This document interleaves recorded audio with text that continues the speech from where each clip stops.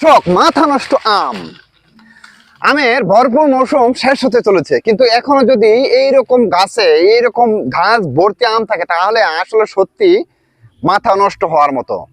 সুপ্রিয় দর্শক, আসসালামু আলাইকুম। এটি হচ্ছে বাংলাদেশের অত্যন্ত একটি লেট ভ্যারাইটি। এটি আসলে আগস্টের দিকে পরিপক্ক হওয়ার কথা। বলছি গৌরমতি আমের কথা। এটি আসলে আসনি এবং ল্যাংড়া আমের সংমিশ্রণে উদ্ভাবিত একটি জাত। এটি স্বাদের দিক দিয়েও অতুলনীয় একটি জাত। এটির স্কিনটি অত্যন্ত পাতলা। যদি আমরা এর স্বাদের ব্রিক্স পরিমাণ বলি তাহলে হচ্ছে 20 থেকে 22। সুপ্রিয় দর্শক, দেখেন যে এই গাছটাতে কি পরিমাণ আম আসলে রয়েছে। এরকম আম কিন্তু আমাদের বাগানে প্রায় প্রতিটা গাছে কিন্তু এরকম ঝুলে রয়েছে। যদিও এটার স্কিনটা তেমন একটা ভালো দেখাচ্ছে না, কিন্তু এটার ভিতরের যে বক্ষণযোগ্য অংশ সেটিও কিন্তু অনেক বেশি।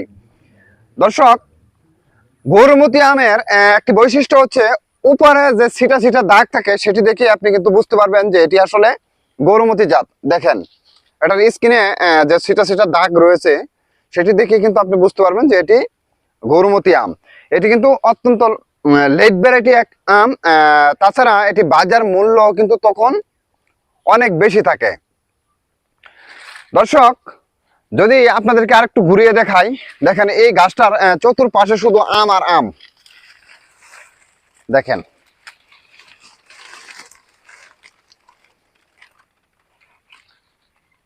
আসলে এই আমগুলা পরিপক্ক হলে এটার যে সুমিষ্ট ঘ্রাণে আসলে মাতাল করে দেবে।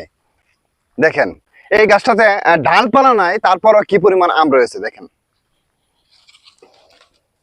আর এক একটা আমের গড় ওজন যদি বলি, এখানে 200 থেকে প্রায় 350 গ্রাম হয়ে থাকে। দেখেন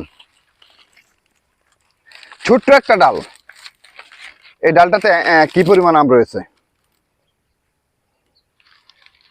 সুপ্রিয় দর্শক, আপনি চাইলে আপনার বাড়িতে অথবা অনাবাদি জমিতে এই ধরনের আমের গাছ রোপণ করে পারিবারিক চাহিদা মিটিয়ে অর্থ উপার্জন করতে পারবেন। তো দেখা হবে নতুন কোনো ভিডিওতে নতুন কোনো আলোচনা নিয়ে। সে পর্যন্ত সবাই সুস্থ থাকুন, ভালো থাকুন। আল্লাহ হাফেজ।